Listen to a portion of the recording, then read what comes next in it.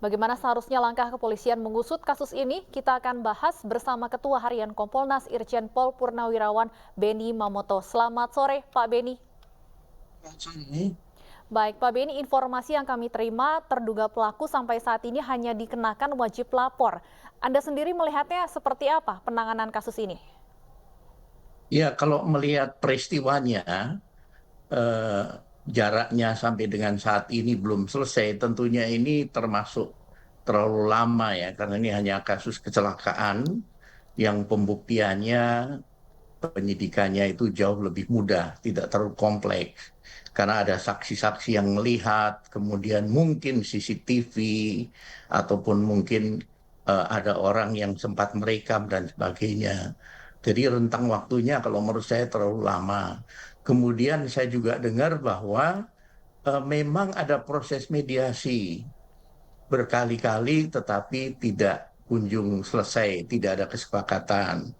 Oleh sebab itu nanti kami dari Kompolnas akan turun mensupervisi kasus ini dan mendorong agar segera diselesaikan.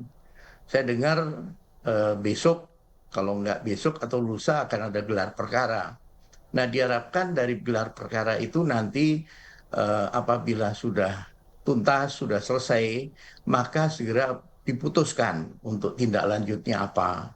Dan satu hal yang menjadi catatan kami adalah adanya informasi kenapa si penabrak ini tidak mau menolong korban, membawa ke rumah sakit. Ini menurut saya perlu didalami faktor apa. Misalkan begini, mungkin yang bersangkutan takut dikeroyok. Kan sering amuk massa terjadi ketika ada tabrakan lalu lintas, si penabrak ini bisa dikeroyok oleh massa. Apakah takut karena itu atau faktor lain? Nah, ini juga perlu didalami sehingga nanti clear masalahnya. Komplain dari keluarga ini nanti bisa terjawab. Baik, Pak Beni, mau tidak mau masyarakat menyoroti status terduga pelaku yang meskipun sudah purnawirawan merupakan bagian dari kepolisian. Apakah ini yang menurut Anda membuat kasusnya bergulir begitu lama? Disebutkan tadi ayah korban sudah melapor dari tanggal 17 Oktober.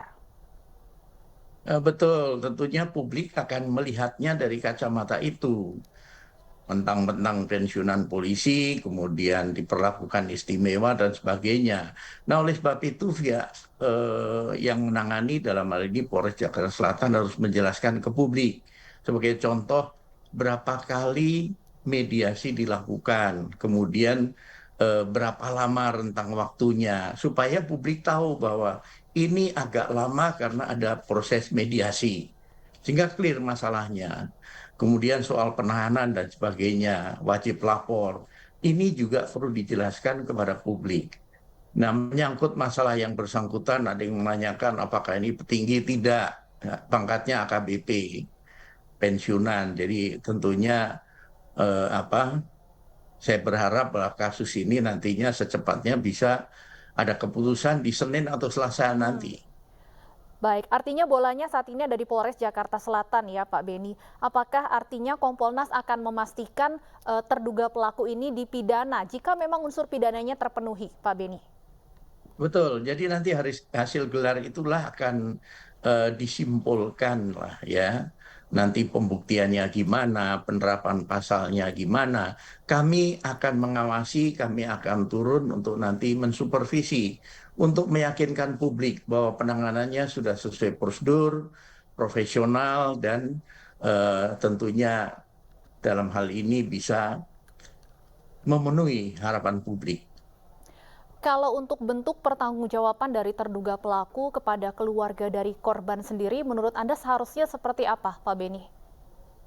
Ya, tentunya kalau sudah ada proses mediasi dalam hal ini, itu sudah langkah yang menurut saya langkah bagus ya. Karena di dalam ketentuan masalah Perpol Restoratif Justice juga diatur masalah kecelakaan lalu lintas untuk bisa di apa lakukan restoratif justice. Nah, dalam hal ini faktor apa yang menyebabkan kebuntuan dalam mediasi itu? Ini juga penting, sehingga nanti ketika kami turun kami akan mendengar Masalahnya apa? Sampai tidak ada titik temu. Seandainya ada titik temu, kemudian disepakati, misalkan dan adanya bantuan, atensi khusus dari si penabrak dan sebagainya, permohonan maaf dan sebagainya. Karena kalau melihat posisinya sendiri, kita semua bisa ikuti di media bahwa mereka berada di jalur yang berbeda. Tetapi ketika terjadi tabrakan ini, pengemudi motor itu melewati jalur Baik. yang bersangkutan karena menghindar genangan air ataupun apa. Baik. Nah, ini kan nanti akan dinilai dan dievaluasi. Baik, baik. Kami akan tunggu langkah dari Kompolnas untuk terus mengawal kasus ini. Terima kasih Pak Beni Mamoto, Ketua Harian Kompolnas, sudah bergabung di Aindu Terima Sore. kasih. Sehat selalu, Pak Beni.